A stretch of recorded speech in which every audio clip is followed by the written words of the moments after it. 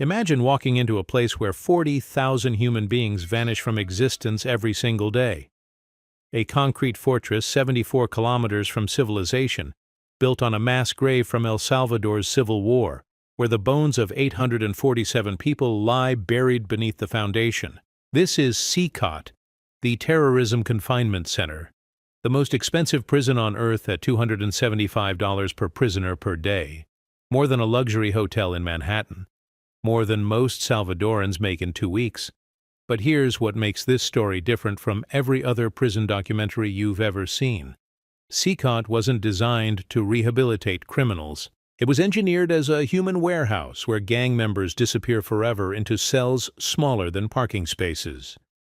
And the architect who designed it just broke her silence to reveal something that will chill you to the bone. She built it to be irreversibly inhumane, impossible to reform without complete demolition. Today, we're opening the classified files on El Salvador's experiment in making human beings disappear.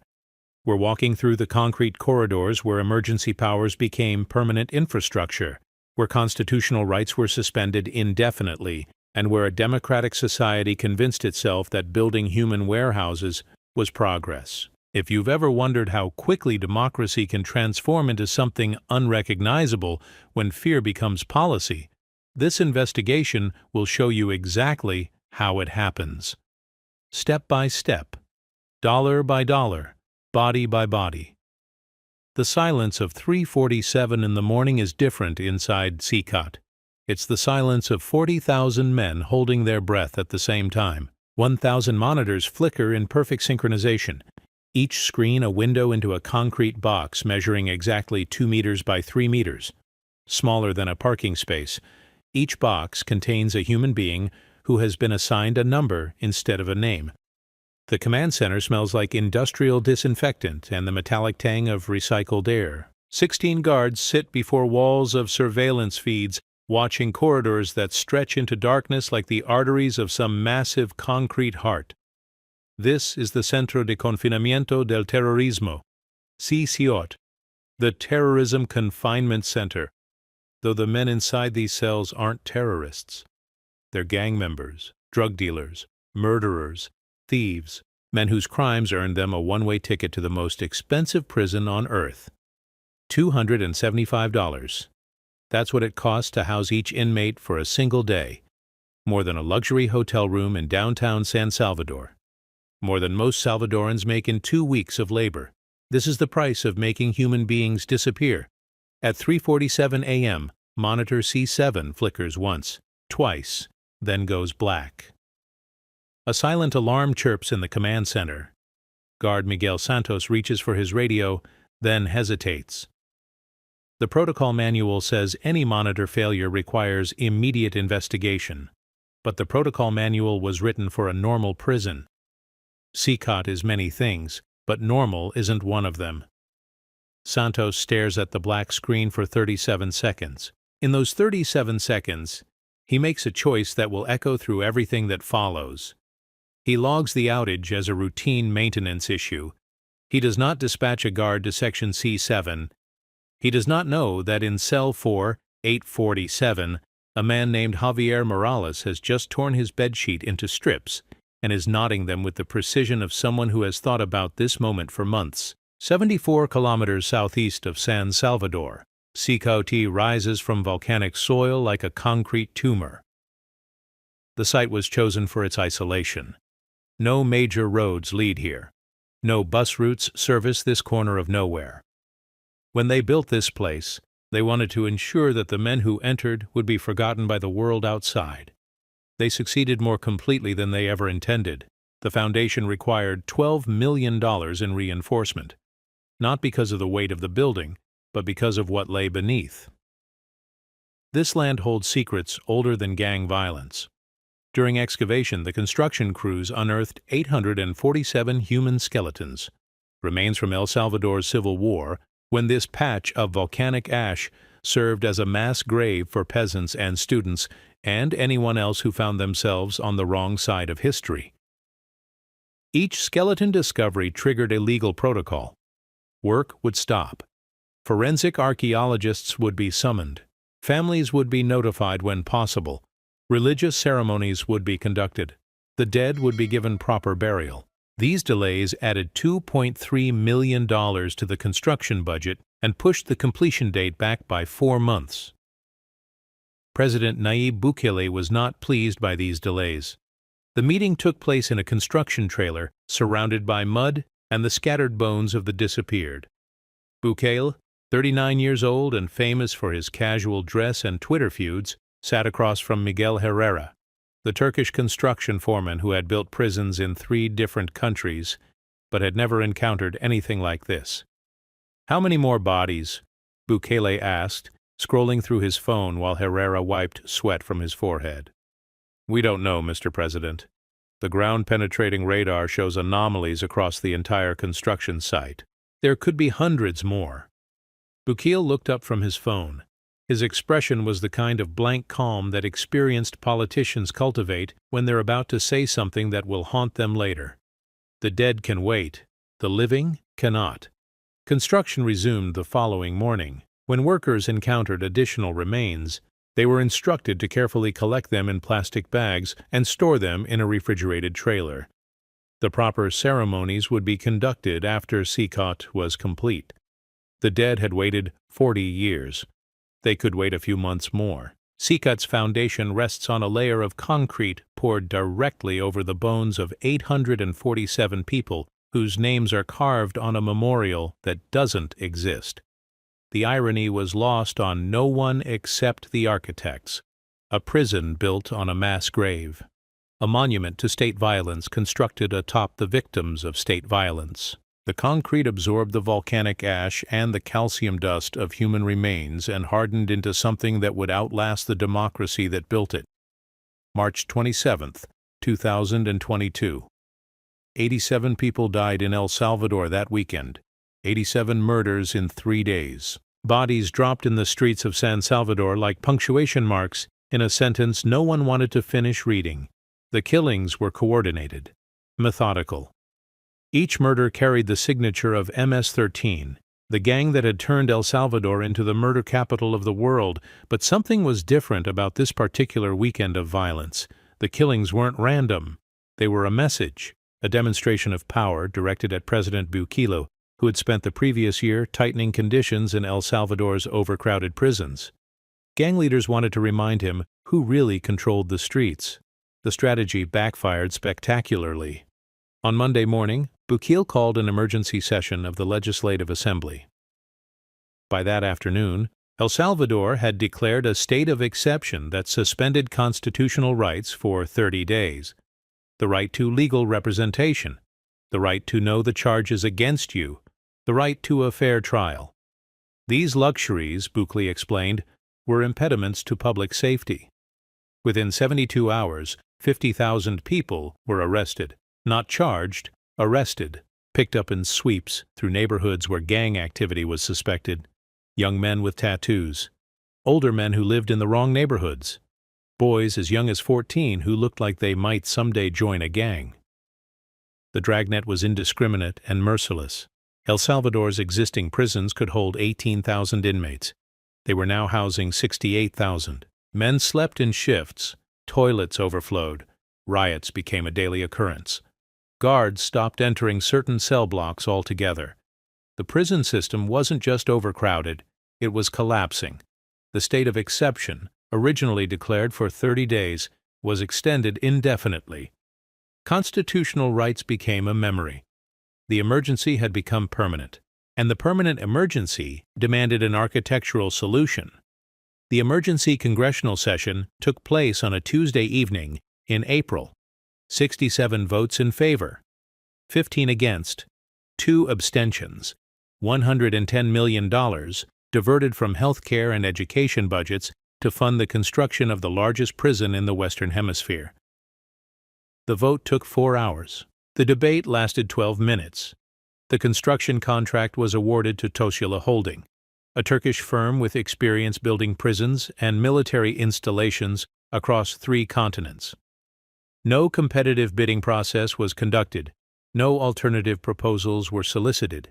The decision was justified as an emergency measure. When emergencies become permanent, Normal procurement procedures are luxuries democracies can no longer afford. Tutwiler Holding had built facilities for authoritarian governments before. They understood the requirements without extensive explanation.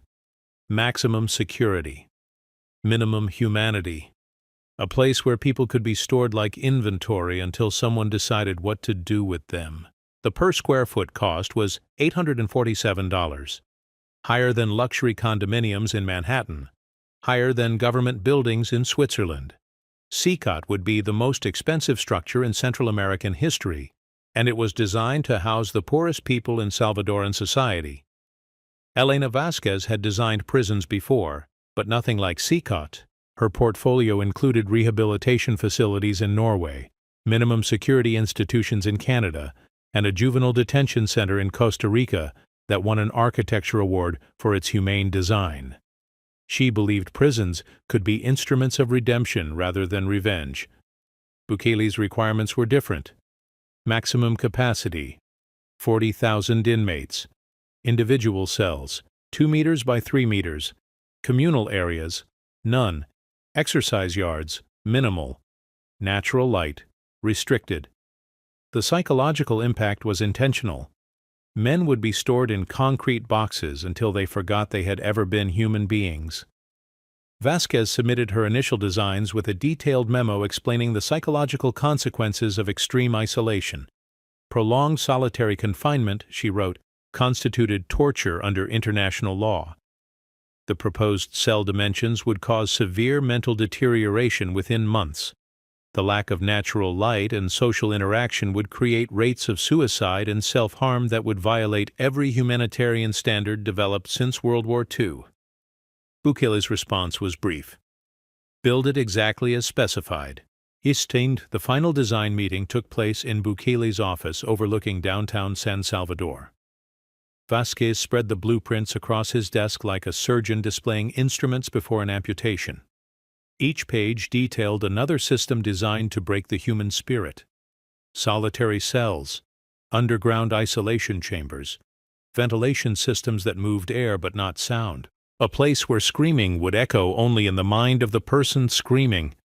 "Mr. President," Vasquez said, her voice steady but urgent, "this is not a prison. This is a concrete tomb." Bukele studied the blueprints with the detachment of someone reviewing lunch menus. He traced the cell blocks with his finger, counting corridors like a child counting toys. "Perfect," he said. "Begin construction immediately." Construction began at dawn on a Wednesday in June, 2,400 workers operating in shifts that never ended. Concrete mixers churned through the day and night, pouring 50,000 cubic meters of reinforced concrete into walls 8 inches thick. These walls were designed to withstand Category 5 hurricane winds. They would also withstand human fists, human screams, and human despair. Each cell was identical, 2 meters by 3 meters, exactly 6 square meters of living space, a concrete platform for sleeping, a stainless steel toilet and sink combo bolted to the wall, a 6-inch window slot that provided 15 minutes of direct sunlight each day, depending on the season and the time of year. Psychologists had calculated the minimum amount of light necessary to prevent complete sensory deprivation, while maintaining psychological pressure. The ventilation system moved 2.4 million cubic feet of air per hour through the facility. But air circulation and human dignity are different engineering problems. Each cell received exactly the amount of airflow necessary to prevent asphyxiation, not 1 cubic foot more. 3 construction workers died during the 3rd week of July. Eduardo Morales fell from scaffolding while installing security cameras. Carmen Santos was crushed when a concrete support beam shifted during installation. Luis Herrera suffered a heart attack while working in 105-degree heat.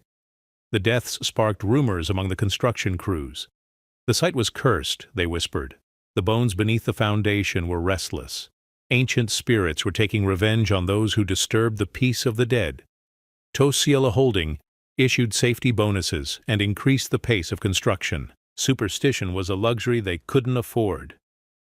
SICKENING needed to be operational within 18 months. The dead could protest all they wanted. The living had deadlines to meet. February 24th, 2023. Opening day. 2,000 inmates marched through SICKENING gates in formation, their hands zip-tied behind their backs, their heads shaved, their tattoos exposed like catalogs of their crimes. They moved in perfect silence except for the shuffle of plastic sandals on concrete and the mechanical clicking of zip-tie restraints. The choreography was intentional. Government cameras captured every moment from multiple angles: drone footage, slow-motion sequences, dramatic music composed specifically for the event. This wasn't documentation of a prison opening. It was political theater designed to project power. International media was invited but restricted to the perimeter. They could film the exterior walls. They could interview government officials. They could capture the convoy of buses delivering prisoners like freight to a warehouse. But they could not speak to inmates. They could not enter the maximum security wings. They could not document what happened once the gates closed. Tutwiler understood that the power of SICKENING lay not in its reality, but in its mythology. Citizens needed to believe that their most dangerous criminals had vanished forever into an inescapable fortress. The actual conditions inside were less important than the public perception of those conditions. As the last bus disappeared through the gates, Tutwiler stood before the assembled cameras and delivered a speech that lasted 4 minutes and 37 seconds. He spoke about justice and security and the restoration of peace. He did not mention the 847 skeletons beneath the foundation. He did not mention the cost per prisoner per day. He did not mention Elena Vasquez's warnings about the psychological impact of extreme isolation. "Today," he said, "El Salvador sends a message to criminals everywhere. Your reign of terror is over. The gates closed with the finality of a tomb being sealed. Inside, 40,000 men began the process of learning to die slowly in concrete boxes smaller than parking spaces. Outside, a nation convinced itself that this was the price of peace. The cameras packed up and left. The reporters filed their stories and moved on to other news. The sun set over SICKENING's concrete walls, casting shadows that would grow longer with each passing day. At 3:47 a.m. the following morning, the first inmate attempted suicide. The monitors captured everything except the moment when hope finally died. 4:30 a.m. The voice comes from everywhere and nowhere, crackling through speakers mounted in concrete walls like the whisper of a mechanical god. Stand for count. Stand for count. All inmates stand for count. 8,000 cells, 40,000 men rising from concrete platforms that serve as beds. The sound of shuffling feet multiplies and echoes until it becomes a low rumble, like distant thunder trapped underground. The head count takes 3 hours and 17 minutes to complete. Not because the math is complicated, but because each human being must be verified to exist. Guards move through corridors with handheld scanners that read fingerprints and retinal patterns. Each inmate places their right thumb on a sensor, stares into a camera lens, and waits for the electronic confirmation of their continued existence. Inmate 27, 384 steps forward. The scanner beeps. His fingerprint matches the database. His retina scan confirms his identity. He exists, therefore he is counted. He steps back. Inmate 27, 385 steps forward. The process repeats. Humanity reduced to biometric data points in a system designed to process flesh like inventory. The morning meal arrives at 7:15 a.m. in metal trays passed through slots in cell doors. Exactly 1,847 calories per inmate. Nutritionists calculated this number with scientific precision. Enough to maintain physical health, not enough to maintain hope. The psychological impact of hunger is well documented in the literature of control. A man who depends on his captors for every morsel of food learns to be grateful for crumbs. Today's breakfast: 4 ounces of rice, 2 ounces of beans, 1 piece of bread, 1 cup of water. The same meal served every morning for 2 years, 4 months, and 16 days. Variety is a privilege that disappeared when the gates closed behind them. Cell block D4 reports an anomaly during the 6 a.m. head count. 49 inmates verified and accounted for. 1 cell silent. Guard Torres approaches cell 4847 and peers through the narrow window slot. Inside, he sees Javier Morales hanging from a bedsheet noose tied to the ventilation grate. Code red lockdown. The phrase echoes through SICKENING's communication system like a virus spreading through a computer network. All movement stops. All doors lock. All human activity ceases, except for the emergency response team rushing toward cell block D4. They cut Javier Morales down after 43 minutes.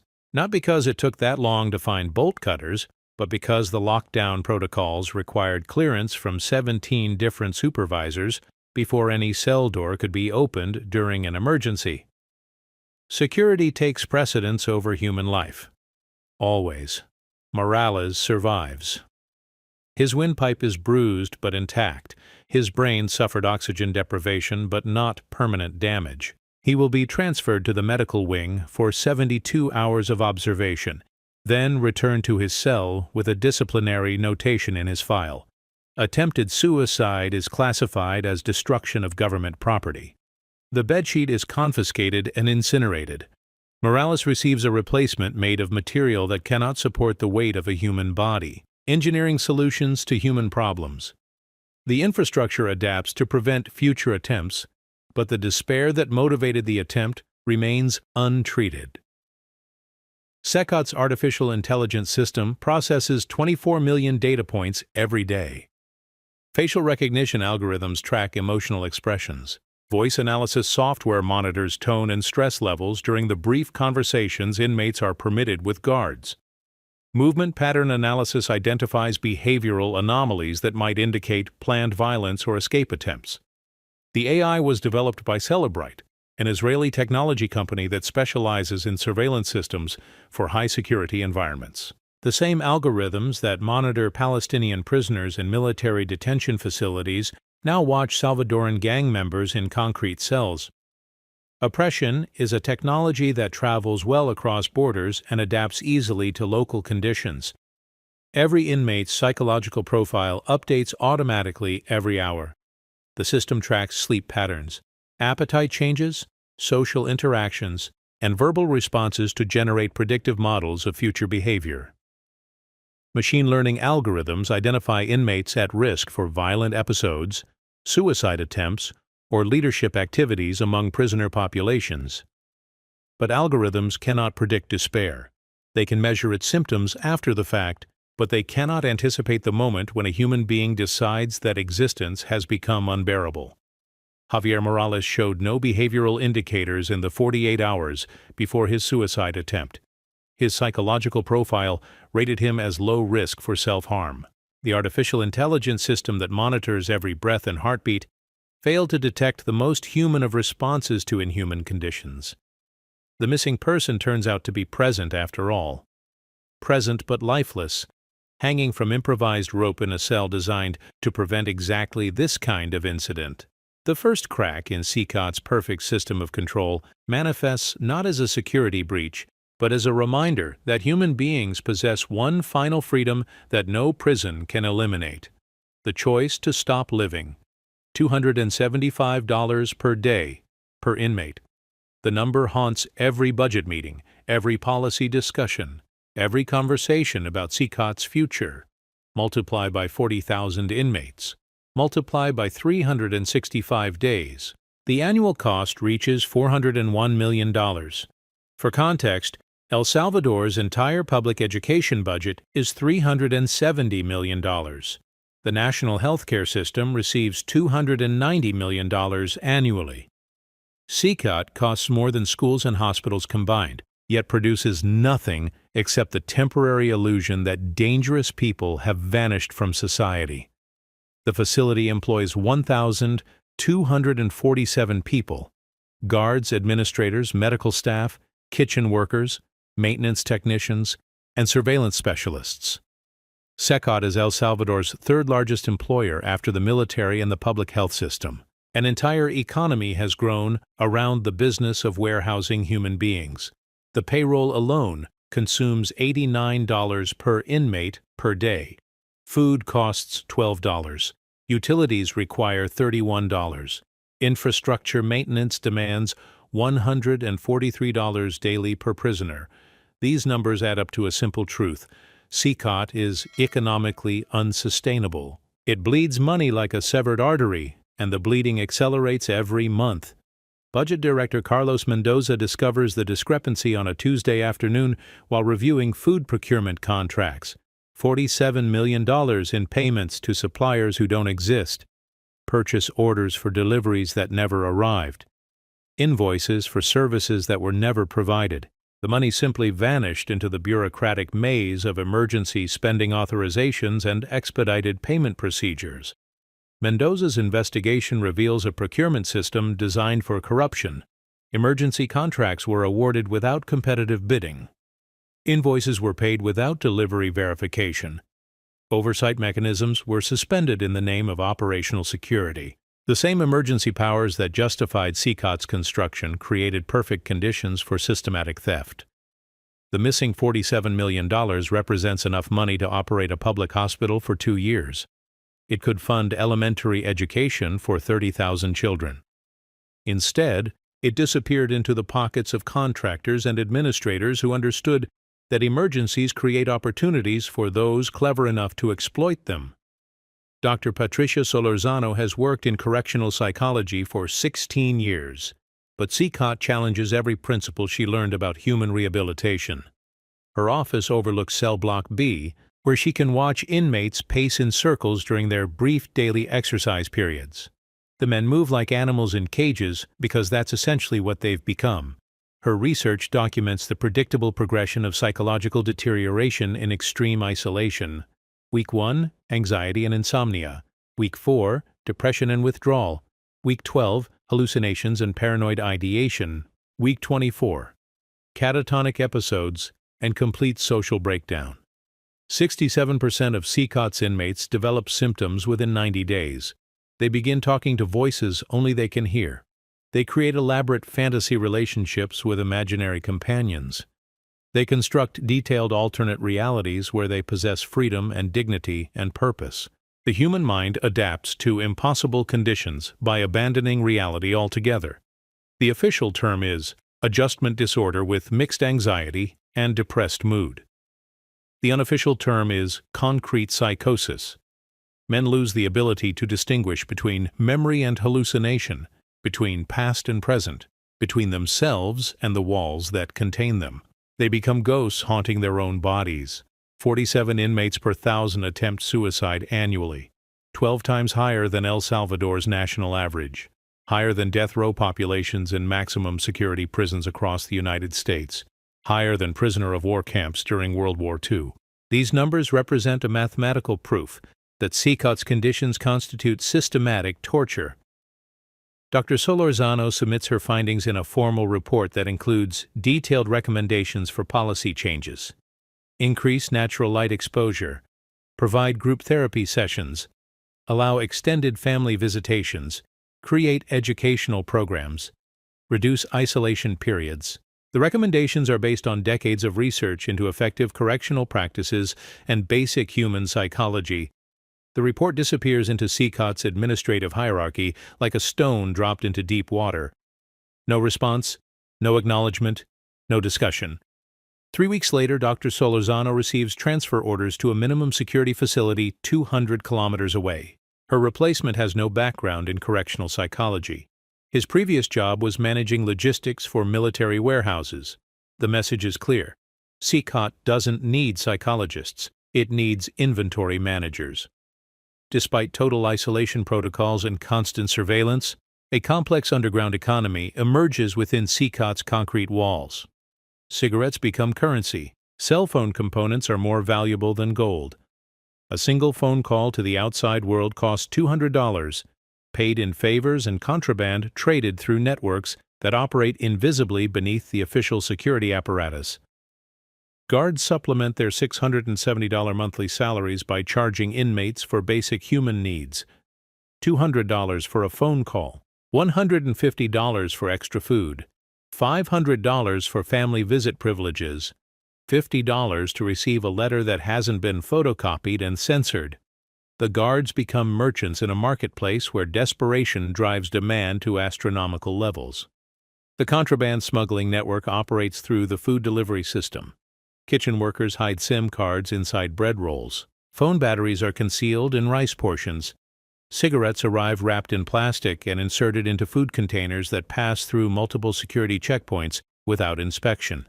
The very system designed to prevent contraband becomes the mechanism for distributing it.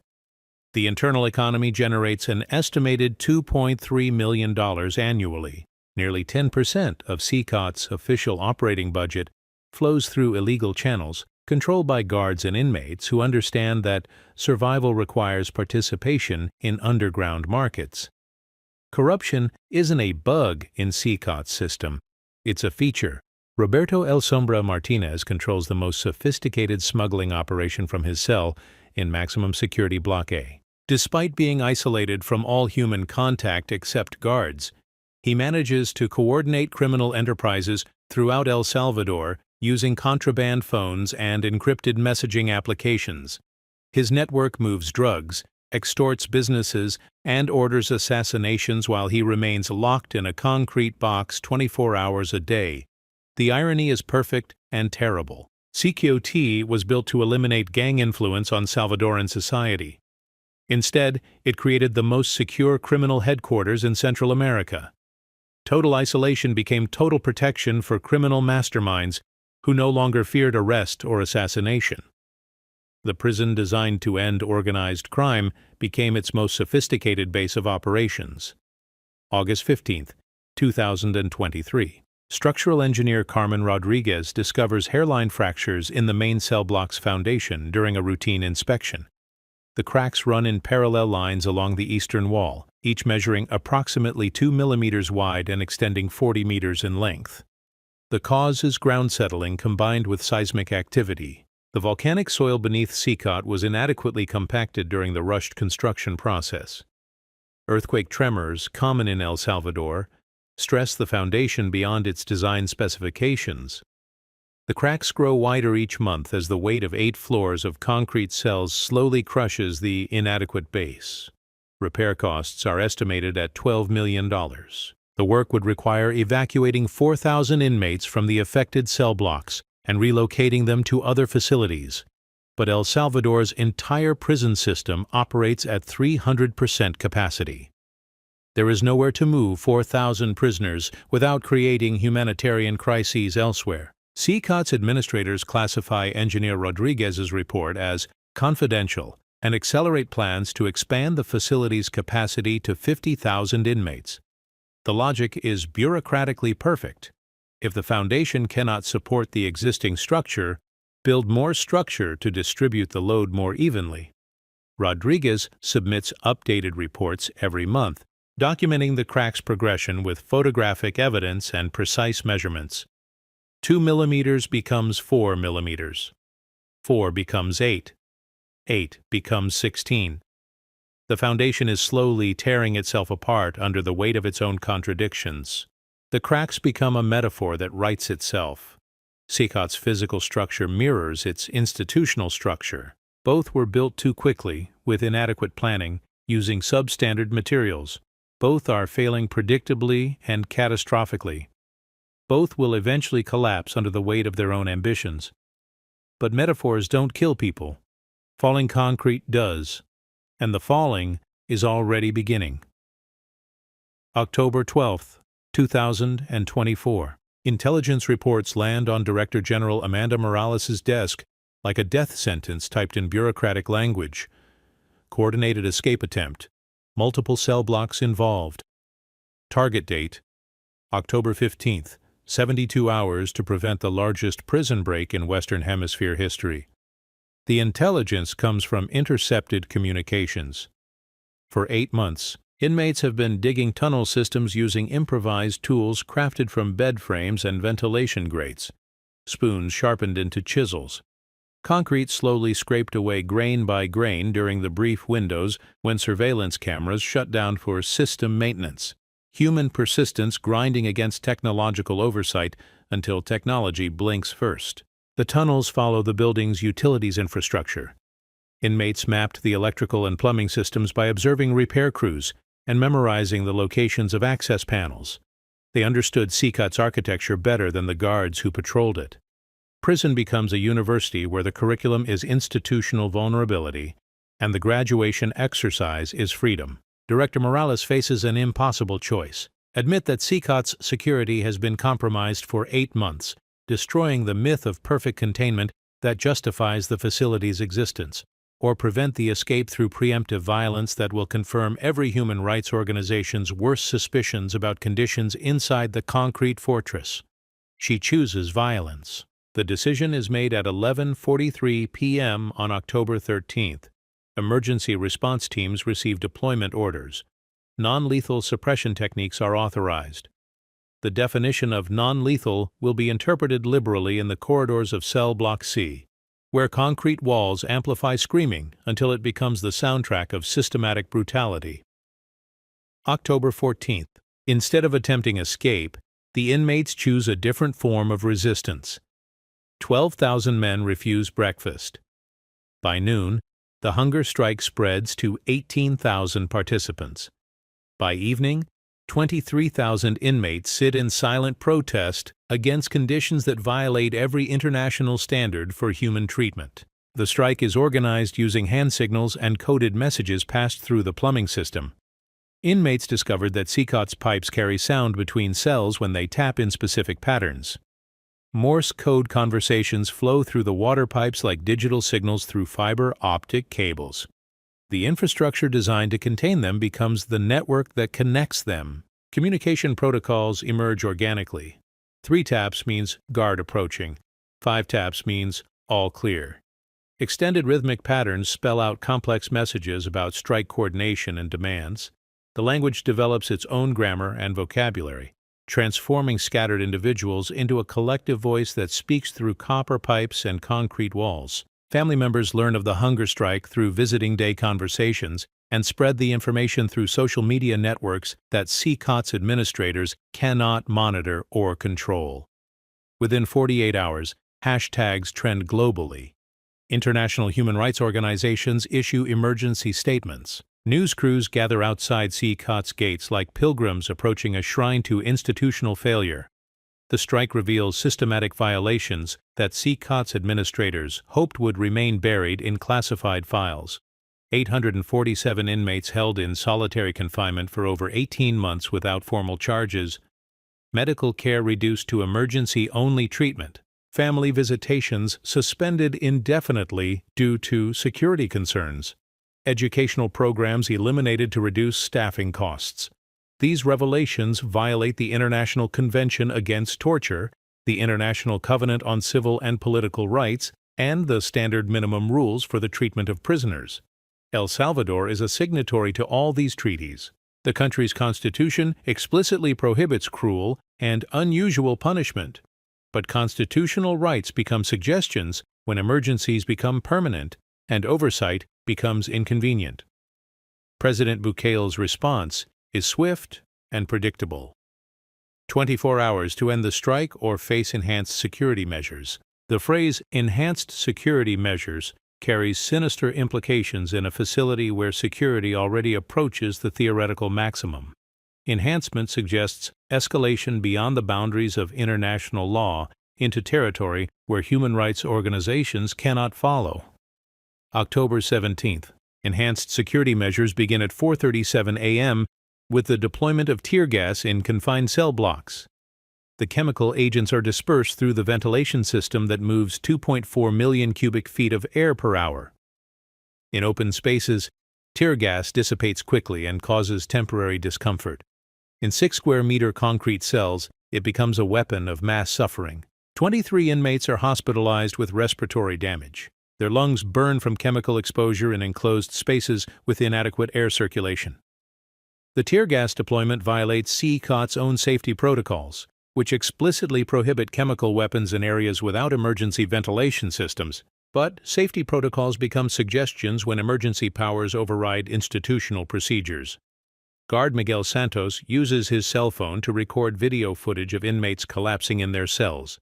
The footage shows men gasping for air while chemical clouds swirl through corridors designed to contain everything except human dignity. Santos uploads the video to social media platforms before his supervisors can confiscate his phone. The footage reaches 2.3 million viewers within 6 hours. International news organizations broadcast the images alongside commentary from human rights experts who use words like chemical warfare and crimes against humanity. The El Salvador Ministry of Information issues denials that sound increasingly desperate with each statement. 3 inmates die from chemical exposure. Their names are Carlos Mendoza, age 24, Roberto Silva, age 19, Luis Martinez, age 27. They become statistics in a government database and martyrs in a resistance movement that transforms the hunger strike into something approaching revolution. Cell Block C erupts in coordinated revolt. Inmates use mattresses and furniture to barricade cell doors. They ignite improvised weapons using contraband materials accumulated over months of underground trading. The concrete corridors fill with smoke and screaming and the sound of human beings choosing to fight rather than suffocate in chemical clouds. Armed response teams enter Cell Block C with riot gear and automatic weapons. The battle lasts 14 hours and 17 minutes. Corridor-by-corridor combat between guards trained in military tactics and inmates armed with desperation and improvised weapons. The architecture that was designed to contain becomes a maze that traps both sides in escalating violence. The siege reveals critical design flaws in SICKENING's construction. Narrow corridors create choke points that trap guards and inmates together in confined spaces, where violence becomes intimate and inescapable. The AI surveillance system fails to distinguish between authorized personnel and prisoners during emergency protocols, creating confusion that amplifies the chaos. SICKENING's communication systems break down completely. Guards cannot coordinate with each other. Commanders cannot assess the situation or deploy reinforcements effectively. The facility designed for perfect control becomes perfectly uncontrollable when the inmates decide they no longer consent to being controlled. 17 inmates die during the siege. Their deaths are officially classified as justifiable homicides committed in self-defense by guards who feared for their lives. 31 guards are injured, mostly from smoke inhalation and minor lacerations. $4.7 million in infrastructure damage requires months of repairs that will delay expansion plans indefinitely. The casualties represent more than statistics. Each death is evidence that SICKENING's design creates conditions where violence becomes inevitable. When human beings are caged beyond their psychological breaking point, they break.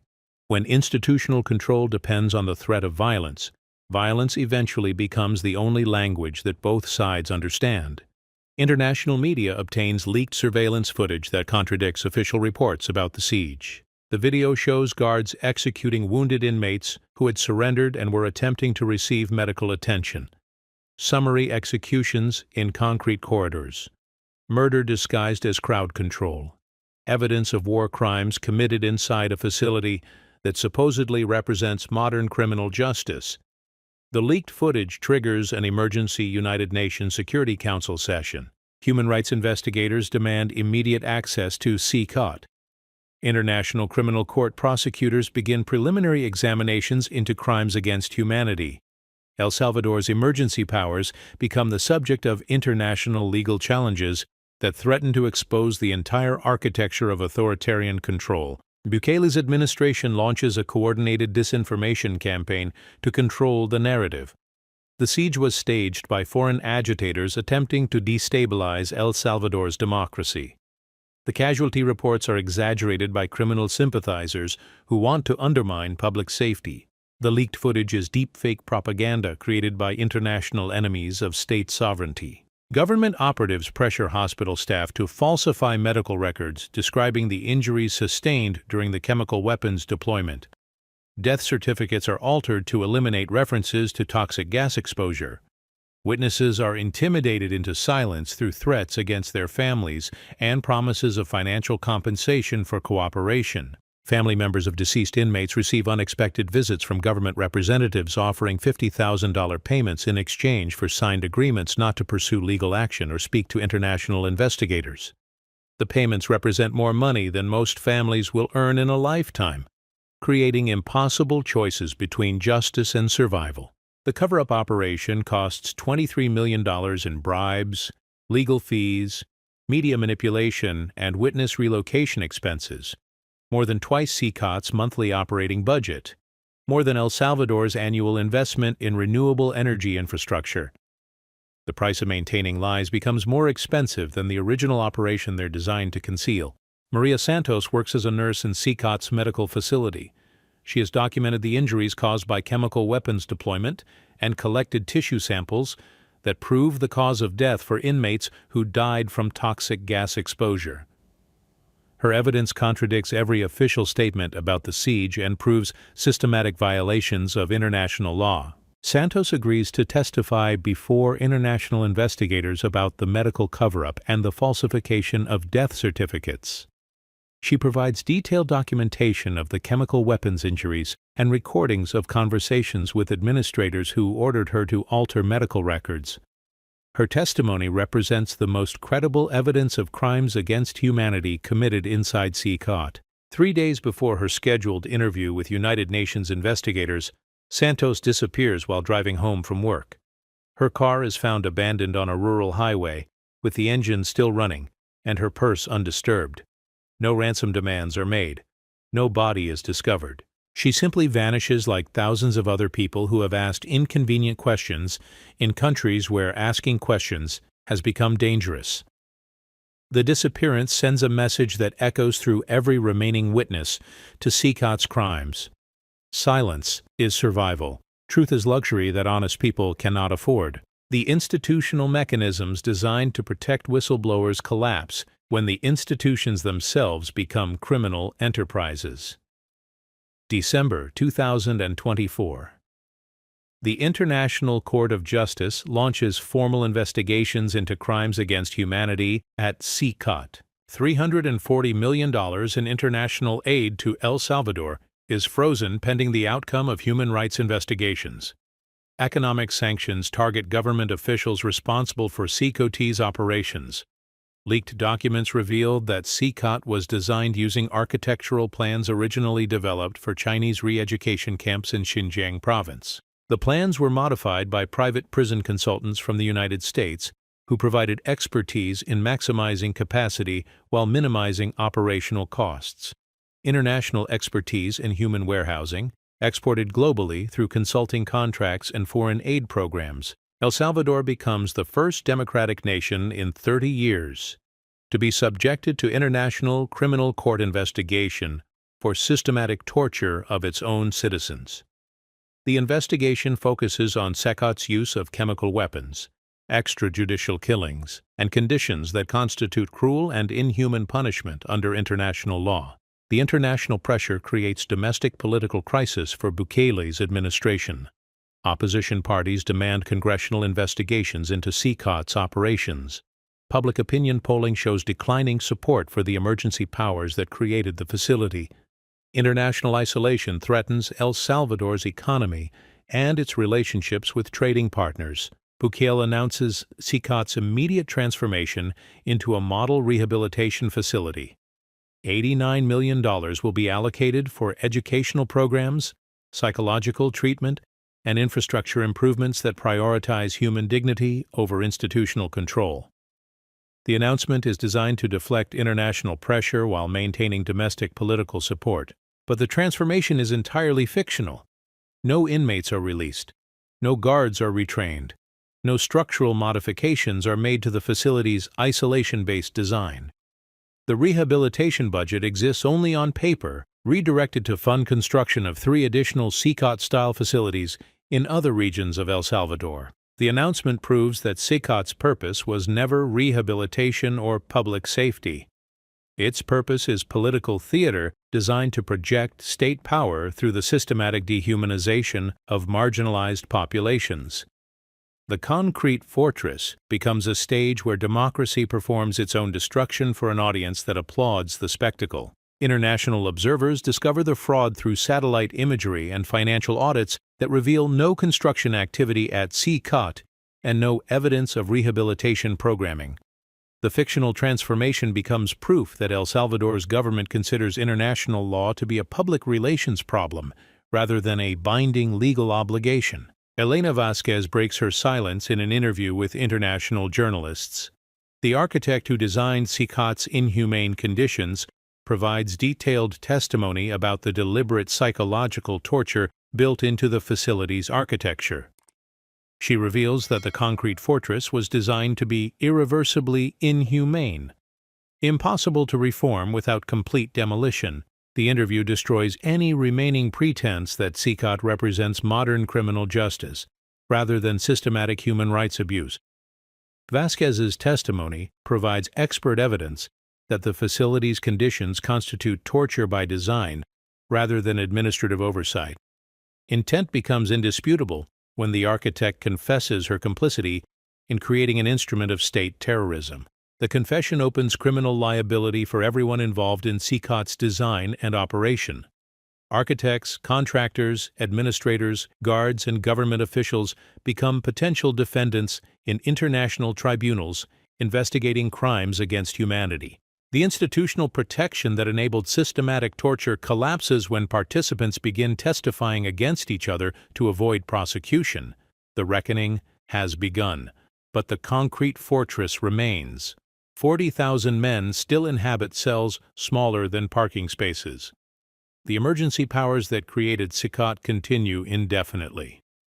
And somewhere in the volcanic soil beneath the foundation, 847 skeletons wait for justice that may never arrive. January 15, 2025. President Bukele stands before international cameras and announces SICKENIG's transformation into a model rehabilitation facility. $89 million allocated for educational programs and psychological treatment. The concrete fortress will become a beacon of progressive criminal justice, demonstrating El Salvador's commitment to human dignity and institutional reform. The announcement is political theater performed for an audience that wants to believe redemption is possible. International observers applaud the commitment to change. Human rights organizations express cautious optimism. Financial markets respond positively to signs that El Salvador is addressing humanitarian concerns that threatened economic relationships with trading partners. But the performance is entirely fictional. No inmates are released from their concrete cells. No guards receive training in rehabilitation techniques. No structural modifications are made to the isolation-based architecture that transforms human beings into inventory. The announcement exists only in press releases and government websites, a digital mirage designed to deflect international pressure. The rehabilitation budget is entirely imaginary. Financial audits reveal that the $89 million was redirected within hours of the announcement to fund construction of 3 additional SICKENIG-style facilities in Usulután, La Unión, and Chalatenango provinces. El Salvador's solution to SICKENIG's humanitarian crisis is to build more SICKENIGs and distribute the suffering across a wider geographic area. Satellite imagery reveals no construction activity at the original SICKENIG facility, except for perimeter wall reinforcement and installation of additional surveillance equipment. International observers monitoring the promised rehabilitation programs find no evidence that such programs exist outside government propaganda materials. Elena Vasquez, the original architect, breaks her professional silence in an interview with the BBC World Service. Her voice carries the weight of someone confessing complicity in systematic torture. She describes SICKENIG's design philosophy in technical terms that reveal the deliberate cruelty built into every concrete wall and steel door. The psychological impact was intentional, she explains to journalist Sarah Mitchell. Every dimension was calculated to maximize human suffering while maintaining plausible deniability about the facility's true purpose. The cells are sized to prevent comfortable sleep. The ventilation is calibrated to maintain air quality while eliminating privacy. The lighting is designed to disrupt circadian rhythms and induce depression. Fan Shi, Vasquez reveals that SICKENIG was designed to be irreversibly inhumane. The foundation cannot support alternative uses. The cell blocks cannot be reconfigured for group activities. The ventilation system cannot be modified to support rehabilitation programming. Complete demolition is the only way to transform the facility into something that respects human dignity. We built a machine for destroying human beings, she concludes. No amount of policy reform can change the fact that the architecture itself constitutes torture. The interview destroys any remaining international credibility for Bukila's rehabilitation narrative. Expert testimony from the facility's architect proves that SICKENING's humanitarian violations are features, not bugs. Intent becomes indisputable when the designer confesses her role in creating an instrument of systematic dehumanization. March 2025. Despite promises of reduced capacity and improved conditions, SICKENING houses 47,000 inmates, triple bunking in cells designed for single occupancy. Men sleeping in shifts because there is insufficient floor space for everyone to lie down simultaneously. Human beings stacked like cargo in a warehouse where dignity shipped out long ago. The overcrowding creates catastrophic sanitation failures. Sewage systems designed for 20,000 inmates cannot process waste from 47,000 human beings. Toilets overflow into cell blocks. Raw sewage backs up through floor drains and creates lakes of human waste in corridors where inmates must walk to reach their daily 15 minutes of exercise. Infectious diseases spread through the overcrowded facility like wildfire through dry timber. Tuberculosis, hepatitis, and antibiotic-resistant bacterial infections jump from cell to cell through contaminated air and water systems. The medical facility, designed for routine healthcare, becomes a triage center for managing epidemics. SICKENING's mortality rate increases 340% due to overcrowding and disease. 16 inmates die daily from preventable medical conditions. Their bodies are removed through service corridors to avoid disrupting the facility's daily routines. Death becomes administrative overhead in a system designed to process human beings like industrial waste. Bukel continues to claim that SICKENING represents 21st-century criminal justice. He cites reduced crime statistics as evidence that the facility serves its intended purpose. The concrete fortress has eliminated gang violence by eliminating gang members. The mathematical logic is flawless, except for the part where human beings die from systematic neglect. A coalition of inmates' families files a $2.7 billion class action lawsuit against the Salvadoran government. The lawsuit alleges systematic torture, extrajudicial killing, and conditions that constitute crimes against humanity under international law. The financial damages represent enough money to bankrupt El Salvador's government and force institutional reform through economic pressure. The lawsuit reveals the true scale of SICKENING's human cost. 47,000 men disappeared from society without due process, families destroyed by mass incarceration policies, communities decimated by the removal of entire generations of young men. The collateral damage extends far beyond the concrete walls to encompass the social fabric of Salvadoran society. Legal experts predict that El Salvador cannot survive the financial liability created by systematic human rights violations at SICKENING. The lawsuit threatens to expose government officials to personal criminal prosecution and bankrupt the institutions that enable mass incarceration. Justice becomes an accounting problem that authoritarian governments cannot solve through violence or propaganda. June 2025. SICKENIG's operating costs consume 23% of El Salvador's national budget, $401 million annually to warehouse human beings in conditions that violate every international standard for humane treatment.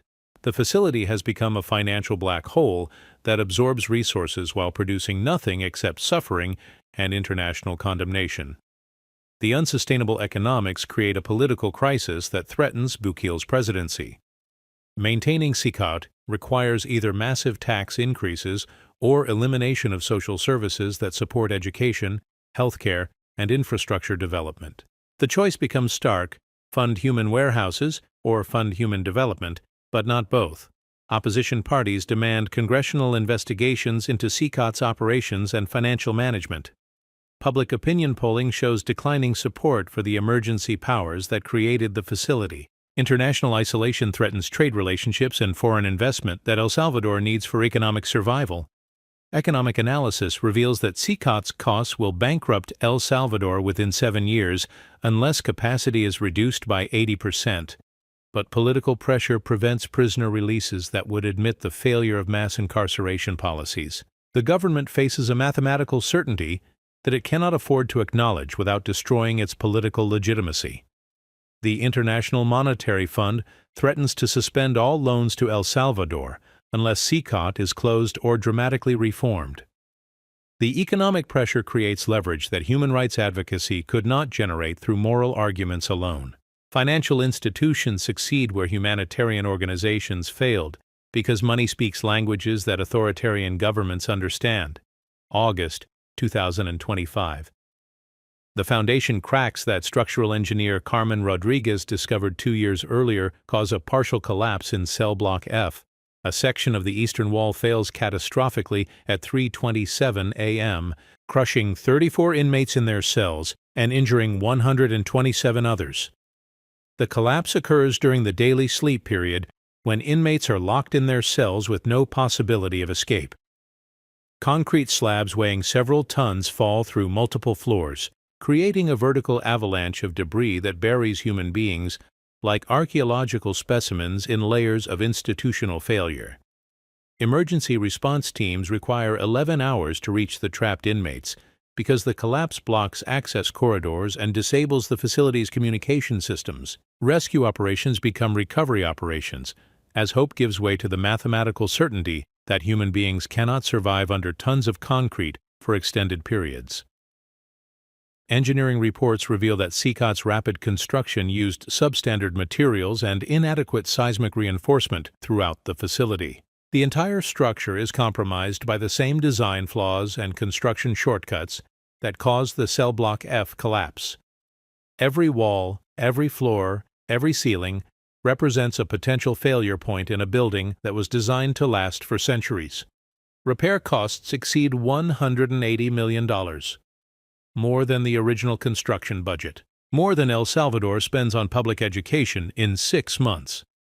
The financial impossibility of maintaining a structurally unsound facility forces conversations about closure that political pressure had previously prevented. Lawsuits from the collapse reach $890 million in damages. Families of deceased inmates sue for wrongful death. Survivors sue for personal injury and psychological trauma. International law firms offer to represent plaintiffs on contingency basis, creating legal pressure that could force institutional reform through bankruptcy proceedings. The collapse proves that SICKENING's problems extend beyond humanitarian concerns to basic engineering competence. The facility is simultaneously a crime against humanity and a catastrophic construction failure. It violates human rights and building codes with equal efficiency, demonstrating institutional incompetence across multiple domains.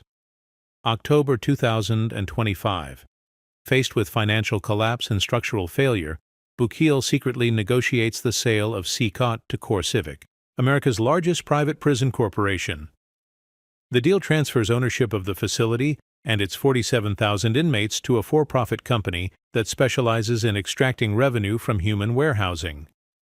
The sale price is $67 million, less than SICKENIG's annual operating costs, less than the estimated repair costs for structural damage. The transaction represents a fire sale of a failed experiment in state-sponsored torture to investors who understand that failure can be profitable if properly managed. CoreCivic's business model depends on maintaining high occupancy rates to maximize per-prisoner revenue from government contracts. The company has successfully lobbied for longer sentences, reduced rehabilitation programming, and policies that increase recidivism rates. Profit maximization requires human warehousing rather than human development. The sale contract includes provisions for CoreCivic to import inmates from overcrowded U.S. federal prisons, transforming SICKENIG into an offshore detention facility for American prisoners. Geographic arbitrage in the human warehousing industry. Export American inmates to Central American facilities where labor costs are lower and oversight is minimal. Under corporate management, SICKENIG's operating costs drop to $89 per inmate daily. The cost reduction is achieved by eliminating medical care beyond emergency treatment, reducing food portions below nutritional adequacy standards, and firing 60% of the guard staff. Efficiency through systematic neglect. The privatization creates perverse incentives that guarantee SICKENIG's perpetual expansion. Core Civic's profitability depends on maintaining maximum capacity indefinitely. Empty cells represent lost revenue. Prisoner releases threaten shareholder value. Rehabilitation programming reduces repeat business. The facility becomes a perpetual motion machine designed to consume human beings and generate dividends. International observers document the transformation of SICKENING from a failed government institution into a successful corporate venture. Private prison management achieves profitability through systematic dehumanization that exceeds even the original facility's standards for cruelty. Market forces optimize torture more efficiently than authoritarian politics. December 2025. SICKENING stands as a monument to the logical conclusion of policies that prioritize punishment over rehabilitation, fear over justice, and profit over human dignity. 47,000 human beings warehouse in concrete cells that generate revenue for American shareholders, while El Salvador's government claims credit for innovative approaches to criminal justice reform.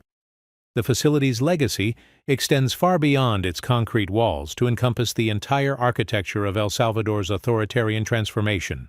The emergency powers that created SICKENING remain in effect indefinitely. Constitutional rights remain suspended. Mass incarceration has become the foundation of state policy rather than a temporary response to criminal violence. Crime rates in El Salvador remain essentially unchanged, despite the removal of 47,000 alleged criminals from society. The violence simply adapted to new conditions, recruiting new participants and developing new methods.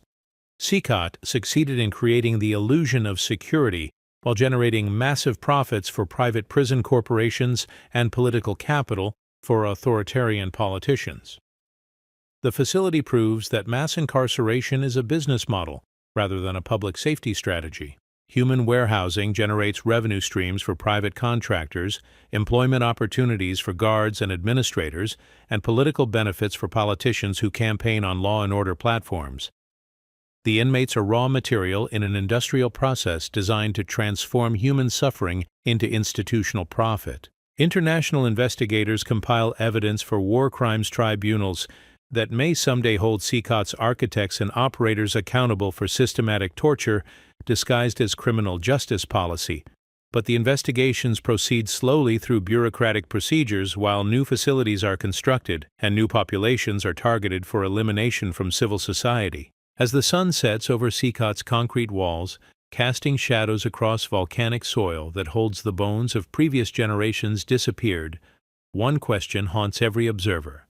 How many more facilities like SICKENING are being built in secret around the world? And who will stop them before the architecture of fear becomes the foundation of civilization itself? The answer lies buried beneath concrete and bureaucracy, waiting for excavation by future generations who will judge us by the monuments we built and the human beings we chose to disappear inside them. SICKENING was not a failure of policy.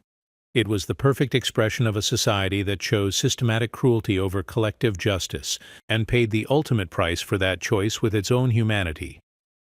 The gates remain closed.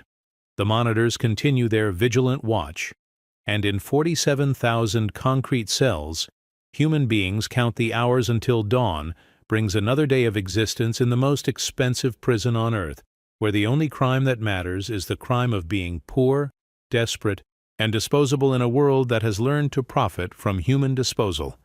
The machine works exactly as designed. That is the most terrifying revelation of all.